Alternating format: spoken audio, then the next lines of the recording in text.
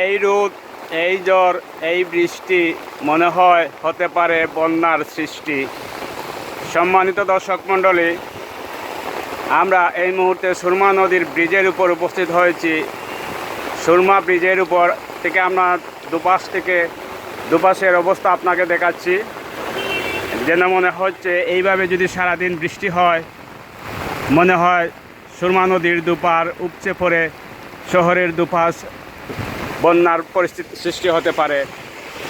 তাই সবাইকে সতর্ক এবং দেশবাসীকে, সিলেটবাসীকে সতর্ক থাকার আহ্বান জানাচ্ছি আমি সাজ্জাদ আহমদ সাজু, মাই সিলেট টিভির পক্ষ থেকে। দেখুন, সুরমা নদীর মধ্যখানে আমি উপস্থিত হয়েছি। সুরমা নদীর দুপাশ বন্যার দেখেন।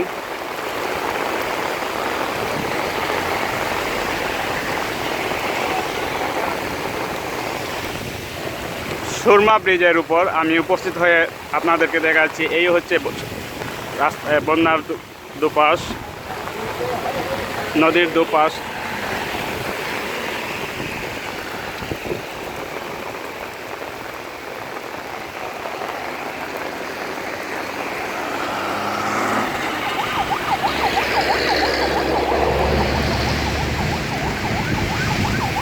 যাই হোক, বৃষ্টির কারণে আপনাদেরকে অনেক কিছু দেখাতে পারছি না বলে দুঃখিত।